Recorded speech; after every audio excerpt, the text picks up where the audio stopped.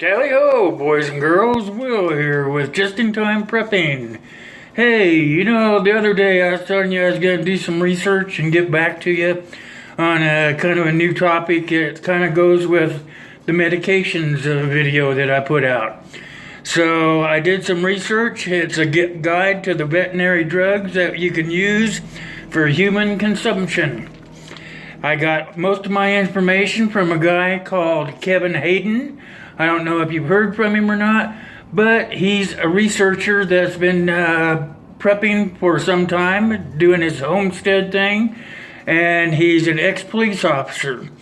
So what I've done is I've researched through other sites, but his site seemed to have the most information. So guess what? We're going to go through it today on our video. It's called The Guide to Veterinary Drugs and for Human Consumption. Post shit hits the fan. So hold on, I'm gonna put the camera in a different position and we're gonna start our post shit hits the fan video. Hold on, here we go. I'm gonna set it up with the board. Here we go. This is so you can kind of keep going along with me here. All this stuff is from Kevin Hayden, and I'm going to try to block out the sun as much as I can so you guys can see the board, so just bear with me here. So as you can see from the board here, it says animal medications and human consumption for post shit hits the fan. And so we all ask ourselves, which medicine should we stockpile, right? Okay, such as doxycycline, amoxicillin, and penicillin, antibiotics and antibacterials. So, here we go. Questions around whether animal antibiotics are safe to use on humans. Now, this is per Kevin Hayden, and he's a researcher. He's got a site of his own. It's called truthisreason.net. So if you don't believe me, just go to his site and there's a whole lot of information on there for you. So as we go on, it says most doctors won't prescribe antibiotics for the future because it's against the law is what they try to tell us. But what they don't tell you is that the pharmaceutical companies are actually the ones that make the animal antibiotics and antibacterials as well, and that they are all in it together for one or the other, and it actually is for both, because the drugs that are used on animals are also used on human beings. So that's where this here comes into play right here. Can you read this? It says no prescriptions needed for veterinary drugs. Like fish mox is an antibiotic and it should only be taken as what a doctor would prescribe, which is 500 milligrams. So, it's pretty amazing all the stuff that I found out just researching a little bit. So, post shit hits the fan, there will be a need for such things as antibiotics, and the doctors won't prescribe them for us ahead of time. And so what I've done is I've got some stuff put together here for us to talk about. And one of them is there's a lot of natural antibiotics and antibacterials out there in nature, but it requires a lot of knowledge. And I myself, I don't have that knowledge. And some of you might have the knowledge or pre-medical experience, but I myself do not. Now I'm also going to tell you that I'm not telling you to take these drugs or anything else like that, that you have to make up your own mind whether you want to use them or not. But I'm telling you, if shit's hit the fan and it's a life or death situation, I myself is probably going to use these medications because I don't want to die. So, with that in mind, let's go on. Most doctors say we could use the veterinary drugs in dire emergencies, but they would not recommend them in modern medicine today without having something really bad happen. So, with that said, there's other options out there which are generic forms from other countries, but those can either be old, they could be contaminated, or they could be counterfeit, which means if they're counterfeit, there's probably nothing in them that are good for you. And that's kind of a scary thought right there. A black market drug that you think you're buying and you're paying a lot of money for it because it's on the black market, but it actually doesn't really have anything in it. It's probably a capsule that's got ground up insulation in it or something. Isn't that wonderful? Animal antibiotics are usually made by the same companies as humans. Human drugs, it's all about profit for them. So they make the drugs for humans and then they require us to have a prescription to take them. But in veterinary offices, they just go out and buy them like over the counter. And then you go to the veterinary and you look on their little shelf thing and it says not for human consumption, but they don't tell you same company makes them that makes the humankind. So keep that in mind. You know, that was mind-boggling for me. So they generally have the same imprint or even have the same markings on them as they do from the pharmacies. See, big pharma is all in it for the profit, and so they don't care who uses it really. It could either be animals or it could be us. Actually, they use them on animals just to kind of experiment to see how they're going to work. And if they work good on the animals, then what they'll do is they'll go ahead and put it on the pharmaceutical list. So that's another thing I need to tell you, that is, you know, if you don't believe what I'm telling you here, you could always go to the veterinary place, pick you up a bottle of, and I'm going to tell you what they are here in a minute, we're going to get to that.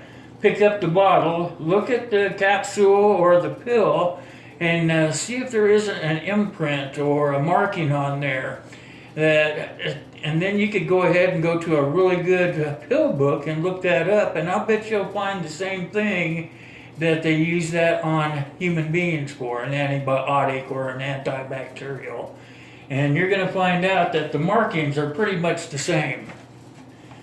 So, with that said, let's go down here. See, there's other drugs include doxycycline, penicillin, amoxicillin, cephalexin, and ciprofloxacin, which is the same as Cipro. And then there's this other drug called K-Flex.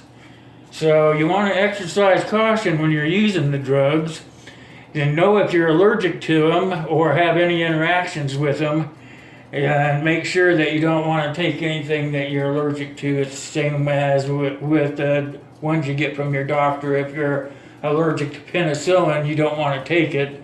See, they have penicillin up here. And if you are allergic to amoxicillin, penicillin, doxycycline, or amoxicillin, your doctor's really not going to provide it for you. So you know what you're allergic to and what you're not allergic to. So keep in mind you're going to have to keep a close eye out for all that stuff. See, most animal drugs are inspected by the FDA, and they have a label on them usually saying that they're approved by a USP. Now, USP has nothing to do with the FDA, and we all know that, but it's an outside source, and people have learned to kind of rely on that to tell you whether it's good or not.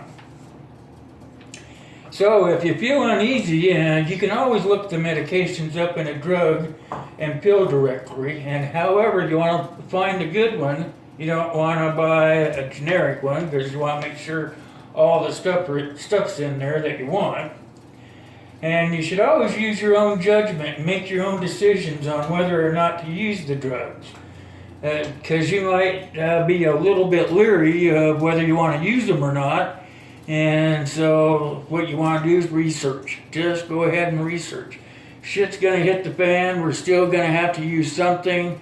They're saying that you can use animal medications in dire circumstances. I would say shit hitting the fan is a dire circumstance. So I, for one, would risk it, and if it came down to a life or death situation, I'd go ahead and use them. The markings are before taking any drug. Look them up. This is only information that I'm giving you, and it's in no way authorizing you to do it, because I'm not a doctor. Always use a reputable pill identificator book prior to using any form of drugs. Always use these drugs in the amounts as a doctor would prescribe them. And here's where I'm going to go into the bottom down here is these are all antibiotics or anti-inflammatories, antibacterial, whatever you want to say.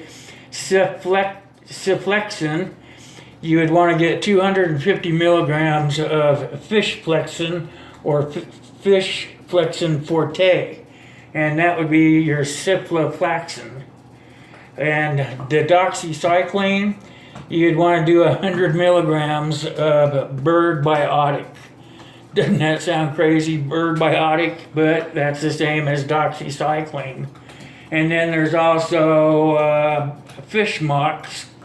Fish mox is an antibiotic, and it should only be taken like a doctor, like 500 milligrams, and the bottles usually have 250 milligram capsules in them, so you would probably take like a couple of them. So this is the information that I came up with for taking veterinary pills when shit hits the fan, because there's not going to be a lot of choice when everything's gone off the shelves, and looters will probably hit the pharmacies and whatnot and steal their drugs, and then we're going to be stuck in the thing with the barter system, trying to barter them back so that we can use them for our loved ones. And so human consumption, animal medications, post shit hits the fan. The doctors won't tell you to do it now, but if for some reason we should have a dire emergency, they're saying that you could go ahead and take them. Okay, that's all I've got for you guys for today. Man, that's quite a bit for you to try to digest, but I hope that you learned something from it. And if you have any questions, leave them in the comments section down there. Don't forget, push that subscribe button either. And I take good comments or bad comments. I'm going to try to answer all the comments, especially on this stuff here. This is pretty important, I believe. And so look for me on Facebook at facebook.com/justintimeprepping. I'm also on Twitter at WillIsPatreon. And I'm also on patreon.com/Shutterboy2016. Go over there and follow me if you like. I try to keep some stuff on that side as well. And then I'm also on YouTube at Just in Time Prepping. So don't forget to hit the like button, subscribe button, leave a comment, and I'll catch you next time. Tally ho!